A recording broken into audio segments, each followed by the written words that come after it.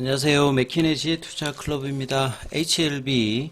자, 100% 자회사인 엘레바 테라페틱스가 2024년도 이 파마슈티컬 이그제큐티브 에이펙스 이제 어워드에서 부문별 수상 소식이 이제 외신을 통해서 좀 나와 있죠. 이 부분 좀 살펴봐 드리고, 주가상으로는 이제 오늘 종가상으로 75,500원에 마감했습니다. 내용 한번 살펴봐 드리도록 하겠습니다. 자, 이전에도 이제 파마슈티컬 이그제큐티브 이 사이트 관련되는 부분 한번 소개를 해드린 적이 있는데요. 여기는 이제 사실상 뭐 연말마다 이 글로벌 이제 탑 50 관련해서 뭐 헬스케어 관련해서 순위를 뭐 랭킹을 해주는 뭐 사이트로 좀 유명합니다.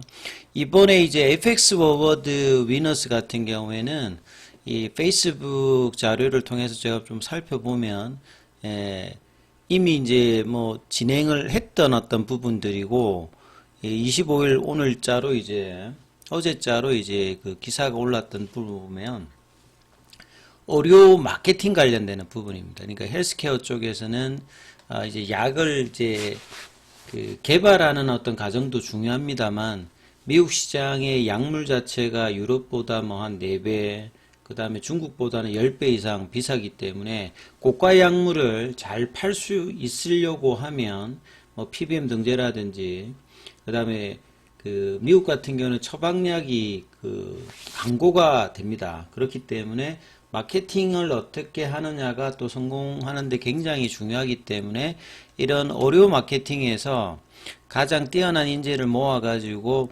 캠페인을 좀 어떻게 했느냐, 그 다음에 이제 리더십 이런 부분들에 대해서 각 부문별로 수상을 하는 행사가 이 파마슈티컬 이그제큐티브에서 하는 이제 에이펙스 어워드입니다. 그래서 그 관련해서 이제 2024년도 11월 13일 관련되는 부분에서 수상자는 이제 발표가 되었고, 그래서 위너스 관련되는 부분들은 아래에 이렇게 영문으로 올라와 있는데, 엘레바 테라피틱스가 이제 해당되는 카테고리는 oncology, 항암 라인에서 disease education awareness입니다. 그러니까 이 질병 관련되는 부분의 교육. 자, 이런 부분들이 좀 사실 잘 되어야 환자 측면에서도 이 부분이 중요하고, 물론 이제 처방의사들 같은 경우는 뭐 학회라든지 기존에 이제 근거 중심으로 이 처방을 하기 때문에 약물이 사실 이제 허가를 받는다라고 하면 일반적인 관점에서는 약이 아예 없었을 때야 당연히 이제 그 약을 이제 받습니다만 경쟁약도 있고 앞에 약이 있는 상태에서 이제 베스트 인 클래스로 진입을 이제 하는 상황에서 보면 이 처방의사들 같은 경우에는 바로 이렇게 쓰는 것이 아니라 이 근거의 어떤 흐름들이 임상 과정의 어떤 프로토콜이라든지 키오피니언 리더들이 어떻게 좀 쓰느냐, 그 다음 임상의 프로토콜과 어떤 환자를 대상으로 이제 임상이 진행되는지 이런 것들을 다각도로 살펴보고, 그 다음에 얼마만큼 이제 임상이 실제로 이제 리얼 데이터로 효과가 있는지 이런 부분들을 알고서 이제 이런 어떤 처방의 어떤 건수들이 이제 보험 등재와 더불어서 올라가는 게 허가 이유 과정이고, 그러니까 이렇기 때문에 이제 마케팅이 굉장히 필요합니다.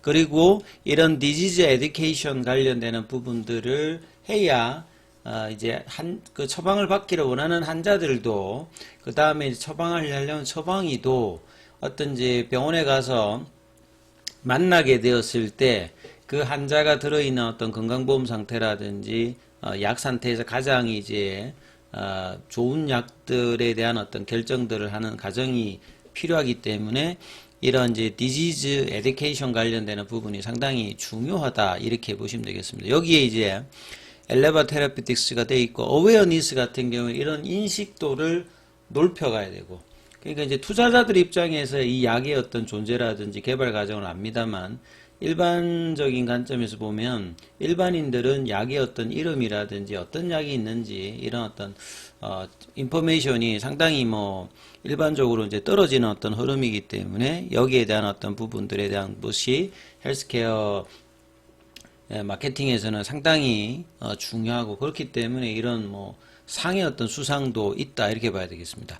그리고 이제 파마 슈티칼 이제 이그제프티 관련되는 부분들은 어떤 이제 인사이트도 좀 적용하고요. 그래서 성공적인 상업적인 전략, 그 다음에 리서치, 그 다음에 디벨롭먼트, 그러니까 R&D 관련되는 부분, 그 다음에 마켓 접점, 이런 부분들이 이제 이 파마슈티컬 이그제큐티브 관련되는 이제 구독자한테 이제 제공이 됩니다. 그리고 이제 결국 이제 이 산업에 있는 전문가, 결국 이제 뭐 처방이라든지 임직원들이라든지 이런 쪽에 이제 경쟁력을 강화하기 위한 부분에서 이제 보는 이제 전문 매체라고 봐야 되겠죠. 그래서 이런 내용들이 올라와서 향후에 이제 허가 이후에는 엘레바 테라피틱스가 직판을 담당하고, 사실 이제 암 같은 경우는 암센터 중심으로 마케팅을 대부분 하기 때문에 많은 수의 이제 영업 인력이 필요하진 않습니다만, 주마다 이제 미국 같은 경우에는 암센터들이 보통 있기 때문에 여기에 이제 키 오피니언 리더를 중심으로 집중적으로 학회라든지 아니면 이제 영업력 관련되는 부분을 확충해서 이후에 이제 진행해야 되는 거고, 올 초만 하더라도 이제 투트랙으로 이제 진행 관련되는 부분을 했기 때문에 이제 연말이나 내년도에는 이 부분들이 좀 더 이제 가시화될 것으로 예상이 되어지고 있습니다. 자, 오늘 이제 항서제약 같은 경우에는 어제 이제 흐름에서 좀 하락을 했는데요.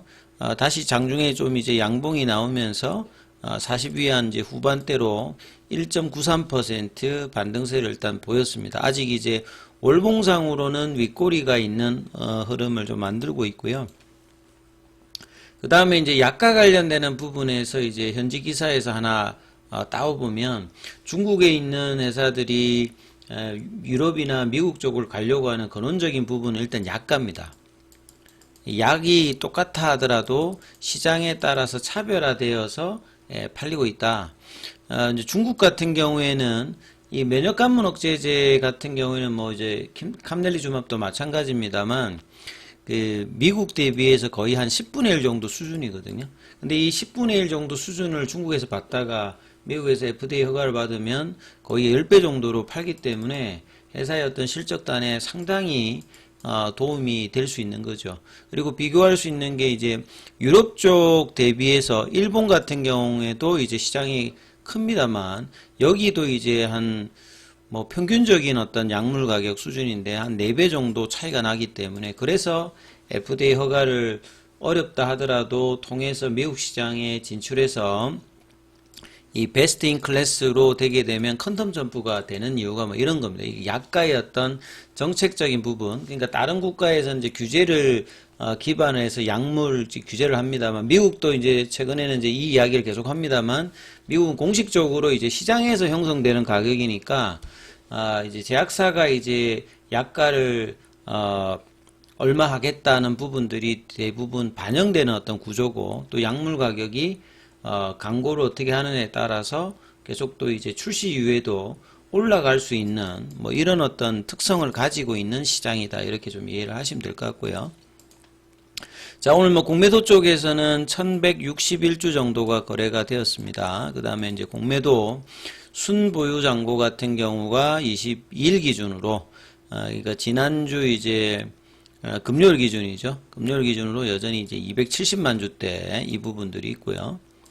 그 다음에 이제 대차거래 관련되는 부분에서는 큰 흐름이 없었습니다. 오늘은 뭐 체결 상한이 큰 흐름이 없는 상황이고, 차트상으로는 이제 어제까지 굉장히 좀 견조해서 이 78,000원대의 하락갭을 메꾸는 흐름이 오늘도 조금 이제 미증시가 긍정적으로 일단 끝났기 때문에 기대감이 있었습니다만, 트럼프 당선인의 관세 관련되는 이야기가 나오면서 수급이 또 바뀌어 버렸어요. 금요일부터 월요일까지는 외국인 기관들이 매수를 하다가 오늘은 전체적으로 외국인 기관들이 이제 매도를 아침부터 하면서 전반적으로 이제 시장이 이제 큰 조정은 아니었습니다만, 또 HLB 같은 경우는 이제 지난주부터 4연속 양봉을 냈다가 오늘은 이제 연봉이 나왔죠. 거래는 이제 어제 170만 주인데 오늘 다시 또 100만 주 언더로 갔기 때문에 거래는 큰 거래가 일어나지 않았고,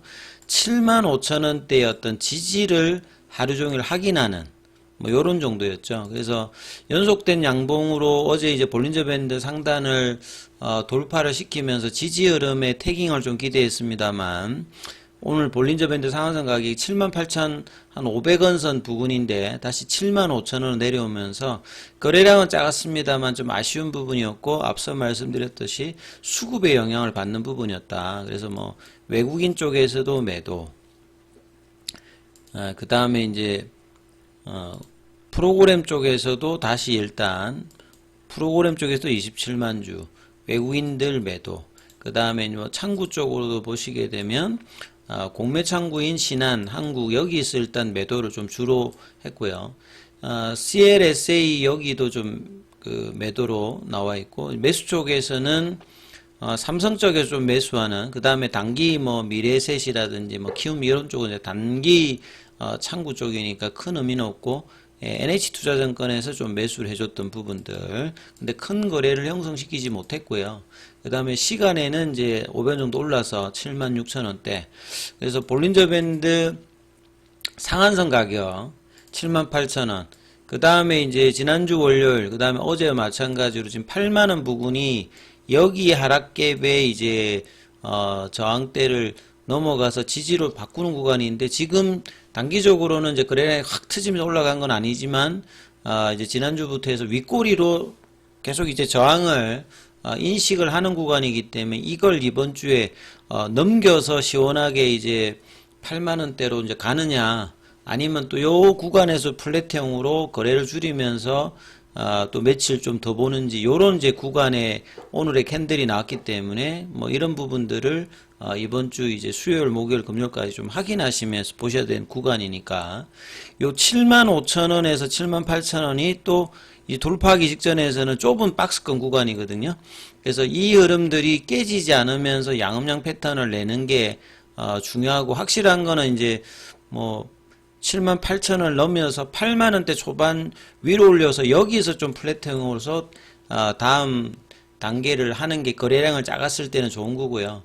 가장 좋은 거는 그냥 거래량을 내면서 그냥 바로 올라가는 거거든요. 그래서 이 두 가지 형태로 여기서 버티는 힘을 수요일, 목요일, 금요일까지 보여주면서 요 이제 하락갭 공략을 이번 주에 계속하는 모습들을 보여주느냐가 중요하기 때문에 이 부분 좀 참조하시면서 흐름 살펴보시기 바라겠습니다.